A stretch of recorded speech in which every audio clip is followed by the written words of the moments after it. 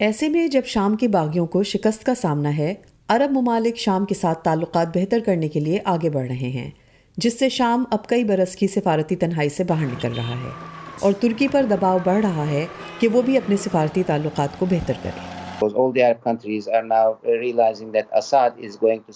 تمام عرب ممالک سمجھ چکے ہیں کہ اسد اقتدار میں رہنے والا ہے، اور یہی وجہ ہے کہ اب وہ وہاں اپنے سفارت خانے کھولنے پر غور کر رہے ہیں۔ مثال کے طور پر سعودی عرب، متحدہ عرب امارات وغیرہ تمام عرب ممالک اب کوشش کر رہے ہیں کہ شام کی انتظامیہ کو دوبارہ گلے لگا لیں، لیکن ترکی ایسا نہیں کر رہا۔ لہٰذا میں سمجھتا ہوں کہ اس کا حل انقرہ اور دمشق کے درمیان بات چیت کا آغاز ہے۔ ترکی کی حزب اختلاف کی مرکزی جماعت ریپبلکن پیپلز پارٹی یا CHP کا انتخابی مہم کے دوران ایک اہم وعدہ خانہ جنگی سے فرار ہو کر ترکی آنے والے 40 لاکھ شامی پناہ گزینوں کو واپس بھیجنا ہے۔ پارٹی کا موقف ہے کہ شام کے ساتھ سفارتی تعلقات بحال کرنا، جو تنازع کے آغاز میں منقطع ہو گئے تھے، اس وعدے کو پورا کرنے کے لیے اہم ہیں اور اس کے لیے ترکی میں وسیع حمایت موجود ہے۔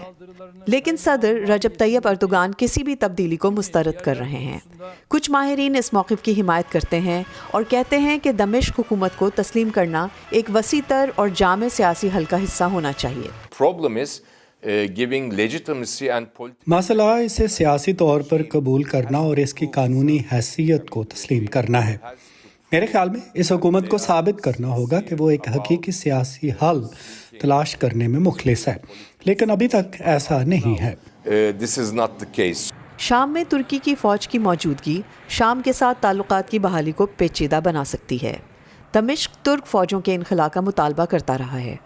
ترک افواج شام میں کرد اکثریت والی شامی ڈیموکریٹک فورسز کا مقابلہ کرنے کے لیے موجود ہیں۔ انقرہ SDF پر کرد علیحدگی پسندوں سے روابط رکھنے کا الزام لگاتا ہے، جسے وہ مسترد کرتے ہیں۔